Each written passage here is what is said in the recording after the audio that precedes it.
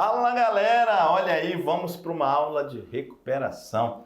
Olha só, a revisão da recuperação, eu vou fazer uma pergunta, hein? Tem alguém aí? Aí? É o eco, não tem ninguém. Não tem ninguém. Mas, caso tenha, não tem problema, é hora de recuperar, porque a gente sabe que a vida tem alguns percalços, a vida não é perfeita. E nós estamos aqui para ajudar o aluno a recuperar, para a gente continuar nossos estudos. Beleza? Sem mais delongas, vamos lá no quadro, meu diretor. Então, olha só, a gente viu lá na unidade 1 e falamos do conceito de geografia, falamos do relevo brasileiro e fizemos a introdução ao estudo do clima. Lá na aula 1.1, falamos da paisagem.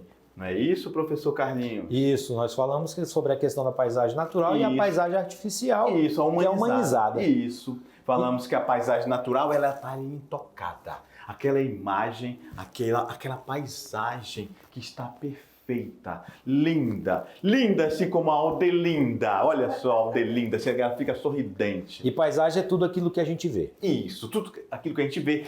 E a gente tem que voltar e falar para o aluno. Tudo aquilo que a gente vê, essa paisagem, não necessariamente é só coisa linda. Pode ser um lixão, não é isso? Um esgoto. Um esgoto a céu aberto, um lixão cheio de urubu com uma criança lá procurando restos para comer. Professor, isso é muito feio, mas é uma paisagem. Mas é paisagem. Fazer o quê? Não pode fazer nada, tá? Paisagem não é só aquela coisa linda de pôr do sol, de exuberante na beira do rio, não. Na praia também. Praia, não, tá? Beleza?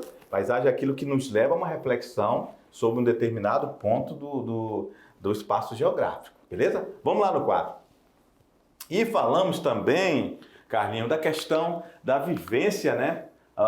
O lugar de vivência, e falamos da questão do espaço geográfico, o papel das técnicas e falamos das revoluções tecnológicas, beleza? Então a gente já falou das paisagens naturais e a humanizada. Falamos que a geografia ela tem como objeto o estudo do espaço geográfico. Esse espaço geográfico que, inclusive, é a produção dessa mudança de um espaço geográfico pelo homem, ok? Sim. E o lugar de vivência é aquele que a gente atrelou a palavra afeto, ok? Aquele lugar é o que está mais próximo do seu cotidiano. Beleza? Espaço geográfico, nós ao longo do tempo vamos mudando esse espaço geográfico através das mudanças das técnicas de produção desse espaço. E isso foi muito radical quando vieram as revoluções tecnológicas. Revoluções esta que começa lá com a primeira revolução industrial, ok? Vamos lá ver se você está tranquilo aí mesmo, ó. Questão 1. Menino de engenho. A minha mãe sempre me falava do engenho como de um recanto do céu. É uma negra que ela trouxera para a criada, contava histórias de lá, das moagens, dos banhos de rio, das frutas e dos brinquedos, que me acostumei a imaginar o engenho como qualquer coisa de um conto de fadas de um reino fabuloso.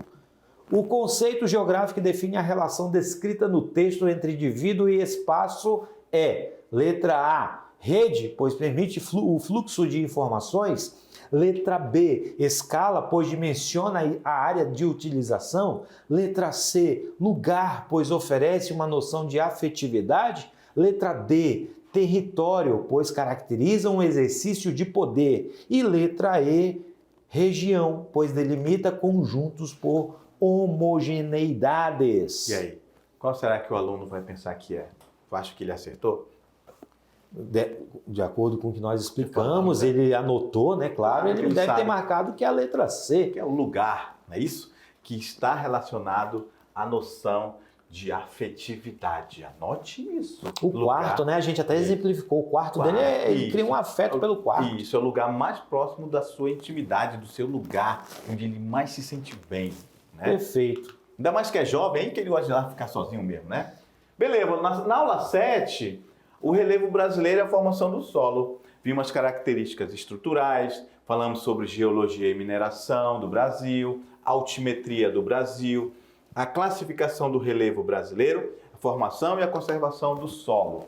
Antes nós vimos, para entender o relevo brasileiro, a gente precisa partir do geral. Falamos durante as aulas que nós temos o núcleo interno, que é o centro do planeta. O núcleo externo, depois o manto e apenas uma frágil casquinha, que inclusive o professor Carlinhos falou que a gente poderia comparar a um ovo, onde a casca do ovo é a crosta terrestre. Chamada de superfície terrestre. Exatamente. Em detalhe, só para complementar a informação, que as nossas camadas elas estão em constante mudança de estrutura, de composição, porque ela é formada por variados tipos de minerais, variados tipos de estruturas, seja em forma sólida, seja em forma líquida. Tanto que é que a gente citou também a questão do exemplo do magma que vem para a superfície e que provoca transformações na nossa superfície terrestre. Então, ó, do centro da Terra até a superfície, nós temos mais ou menos 6.370 quilômetros. E a crosta terrestre tem 70 quilômetros, ok? Extremamente fina, né? É isso aí. Dentro desse contexto da estrutura, nós vamos ter as formações geológicas, onde você vai ter o escudo cristalino, você vai ter as bacias sedimentares e os dobramentos modernos. Isso aí. Lembrando que esses dobramentos modernos é sinônimo de cadeia de montanhas, ok? Queridos alunos, anote aí, o dobramento moderno é cadeia de montanhas. Essa estrutura geológica nós não temos no Brasil. Anote, não temos dobramentos modernos no Brasil. Nós temos bacias sedimentares. Nós temos bacias sedimentares? Sim, nós estamos na Amazônia. A Amazônia é uma imensa bacia sedimentar. Nós temos escudos cristalinos? Também temos. A estrutura geológica do Brasil, ela é antiga, ok? Tá aqui, olha só. Então, nós temos escudos cristalinos, esses mais escuros, bacias sedimentares antigas, essa deve aparecer para você como laranjado, e eruptivas básicas, ou seja, aquelas tipo de relevo relacionado à atividade vulcânica, né? E as sedimentares recentes, olha aqui a Amazônia, ok? Então, essa é a nossa estrutura geológica brasileira. Recursos minerais. Quando se fala de recursos minerais, nós estamos falando exatamente de minérios que são aproveitados pela indústria, que são aproveitados de forma econômica. E nós temos uma variedade de minérios dentro do território brasileiro por causa dessa estrutura geológica que o Brasil possui. A nossa gênese do relevo, o nosso relevo da parte superficial da litosfera, camada sólida da Terra, onde as transformações geológicas se expressam mais nitidamente, sendo também o local de habitação do ser humano. A definição de relevo, que é o conjunto das formas físicas que o planeta possui. Nessa questão, a altimetria do nosso relevo, cerca de 41% do território brasileiro está nos relevos ou nas altimetrias inferiores a 200 metros, que é menos de 1%. E menos de 1% possui acima de 1.200, ou seja, nosso relevo é um relevo baixo, não é isso? Exatamente. Porque foi muito desgastado com o tempo, Carlinhos, não é isso?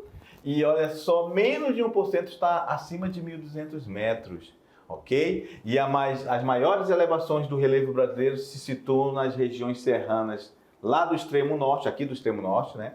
Nas regiões das serras e planalto da região sul e sudeste. Eu lembro que a gente citou até o exemplo do Pico da Bandeira, né? Isso. O Pico da Neblina, o Pico 31 de Março. Exatamente. Que são características de relevos mais altos, as maiores altitudes do Brasil. Olha só. Quando a gente vê o mapa, o aluno vai ter que relembrar que a gente falou que nós temos que primeiro ver o título. Estamos falando de quê? Altimetria. Altimetria, galera, quer dizer a altura de um relevo, tá bom? Ok? Então, o relevo brasileiro, olha a característica dele. Ele é baixa e média altitudes, ok? Qual é a predominância do relevo brasileiro? Planaltos e depressões, ok? Certo. Também falamos sobre as unidades de relevo do Brasil, como as planícies, os planaltos e as depressões. Nesse mapa vocês veem as unidades morfoestruturais que o Brasil possui. E lembrando que a nossa classificação segue a classificação de Jurandir Ross, de 1990, nesse caso das unidades morfoestruturais. Isso. Então, as unidades de relevo, segundo Jurandir Ross, as unidades morfoestruturais geológicas do Brasil são depressões, planícies e planaltos. Não tem montanhas, ok? E agora falando do solo, a gente tem que entender que nós temos um solo que, antes de ele existir, tem a rocha-mãe, que aí vai haver a ação dos agentes externos, sol, chuva, calor, frio. Aí depois vai aparecer o material orgânico que vai começar a decompor essa rocha-mãe, ok? Então ele começa a se desintegrar. Um próximo passo, essa rocha-mãe, ela já está cada vez mais desgastada e aí esse material orgânico, milhões e milhões de anos, ali folhas caindo e virando solo, vira um humus e aí a gente com o tempo vai ter o horizonteado solo, ok? Aí, nessa última fase, a gente já tem os horizontes A e os horizontes B do solo e o horizonte O e o horizonte C, ou seja, é a forma perfeita do solo, com todos os seus horizontes e aqui o horizonte O de orgânico. Só reforçando para o nosso aluno que a questão do solo, ele está em processo de decomposição pelos fatores intempéricos. Isso, que são os agentes externos. E estamos falando de formação do solo, a gente está falando de intemperismo físico, químico e biológico. Beleza? Os solos do Brasil é classificado da seguinte maneira: o massapé, que está no Nordeste, o salmourão, o de terra roxa e os aluviais. Lembrando que aluviais tem a ver com região de várzea, tá? O salmourão está no centro-oeste, sul e sudeste do Brasil, o massapé no Nordeste, o terra roxa em Goiás, Minas Gerais, Mato Grosso do Sul e São Paulo. Você observa aí, no caso, no gráfico dos solos do Brasil, essas características, onde terras muito baixas, olha só, interessante, né, Jorginho? Muito baixa e muito baixa da baixa. Isso, a fertilidade lá embaixo, né? Ou seja, solos ácidos, né? Exatamente. A questão dos movimentos de massa, que é uma ação antrópica ocasionada pelo desmatamento. Isso, que é a ação humana sobre um relevo, não é isso? Que vai dar problema, não é isso? Vai aparecer aqui vossorocas. As vossorocas. Beleza. É hora de recuperar. Para a atual proposta de identificação das macrounidades do relevo brasileiro, elaborada por Ross, 1989, foram fundamentais os trabalhos de Aziz Absaber e os relatórios e mapas produzidos pelos projetos Radan Brasil. Ross passou a considerar, para o relevo brasileiro, conforme suas origens, as unidades de planaltos, depressões e planícies. Quais as unidades do relevo brasileiro que, de acordo com a Gênese, segundo Ross, são resultantes da deposição de sedimentos recentes de origem marinha, lacustre ou fluvial? Estamos falando de quê? Depressões, planícies, planaltos cristalinos, planaltos orogenéticos. Orogenético está relacionado à montanha, lembra? Então não é. Dobramento moderno também é uma cadeia de montanhas. Então estamos falando das planícies. Na aula 10.1 nós falamos sobre o estudo do clima e seus fenômenos, como é o conceito de climatologia, os fatores e elementos climáticos, os tipos climáticos e a interferência humana no clima. Dentro do aspecto é importante lembrar que o aluno tem que saber a diferença entre tempo e clima. Né? Tempo é o estado físico, né, das condições atmosféricas em um determinado momento. Ele é momentâneo, ok? Então você nunca vai falar, o aluno já falou durante a aula, que ele nunca vai falar, hoje o clima. Não, nunca fale isso. O aluno da mediação não fala mais isso. É o tempo. O tempo está chuvoso, o tempo está frio, o tempo está quente, o tempo está ensolarado, o tempo está nublado, ok? Não fale clima. Então, só relembrando, se você faltou essa aula, você está relembrando aqui que não pode falar clima, é tempo. Beleza? Não é previsão do clima, né? É previsão do tempo. Positivo. Já no contexto de clima, ele é definido pela sucessão de tempos atmosféricos, mas um detalhe importante, ao longo dos anos, ou seja, um período analisado. Período de mínimo 30 anos. 30 anos. 30 anos, tá bom? Então não dá de você ver o clima passando. E levando em consideração a questão do clima, a análise dos fatores que colaboram para caracterizar o clima de um lugar, nós temos a latitude, a altitude, massas de ar, continentalidade e maritimidade e as correntes marítimas. A latitude tem a ver com a questão dos paralelos que nós comentamos, né? A linha do Equador, que é o principal paralelo, e nessa faixa que nós temos os paralelos, nós vamos ter a incidência dos raios solares nas regiões equatoriais e tropicais maiores e polares menores. Então, nós vamos ter as zonas frias, temperadas e as zonas quentes. Relembrando que está aqui em azul, ó, zonas frias. Isso aqui é extremamente frio, tanto no norte quanto no sul. A zona temperada é essa parte que deve estar aparecendo para você, talvez aí amarelada, e a parte mais quente do planeta é a zona intertropical, próximo da linha do Equador, pois a luz e a incidência dos raios solares aqui na linha do Equador é mais intensa. Lembrando que isso tem a ver também com a inclinação do eixo da Terra. Perfeito. E você tem as zonas térmicas, como nós já falamos, isso. A polar, temperada e equatorial, né? Então são fatores que colaboram para o clima do lugar. A questão dos elementos do clima, temperatura, que é medida em graus, no caso no Brasil é medida em graus, mas tem o Fahrenheit, que é outra forma de medir a temperatura. A umidade do ar, que é a quantidade de partículas de água na atmosfera, e as formas de precipitação, como é o exemplo a chuva. A chuva, a neve, o orvalho, a garoa. Dentro dessas características, o planeta ele é dividido em climas quentes, frios, temperados e clima de altitude, por causa desses fatores que colaboram para os climas mundiais. Isso, olha só, então o equatorial, que é esse cor-de-rosa, pode ver, está entre os trópicos. É a zona onde tem a zona tórrida do planeta, é onde está mais quente. E vocês podem perceber que aqui, ó, no polo é azul, porque é muito frio, ok? E aqui também, ó, azul, porque é muito frio, ok? E os tipos climáticos do Brasil?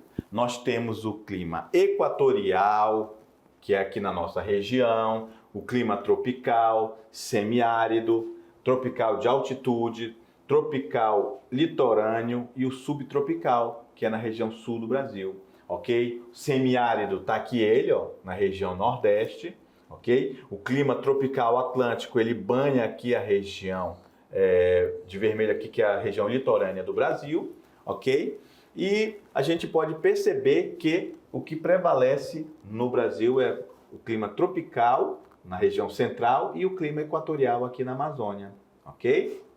Vamos para a questão número 3, em relação aos tipos de clima do Brasil, marque qual clima abrange uma porção maior do território e melhor caracteriza o país. Claro que o nosso aluno viu lá no mapa que é o clima tropical. E é isso aí, olha, agora ele vai fazer uma prova tranquilão, só na manha, não é isso? Porque é hora de recuperar. E é o seguinte, esse aluno aí, ó, não fique triste se você ficou para recuperação. Não, isso não tem nada a ver. Você é um aluno que é competente igual a todos os outros, beleza? E você vai se dar bem nessa prova. A gente acredita nisso, não é não, Carlinhos? Com certeza. Um abraço. Fechou. Boa prova. E até.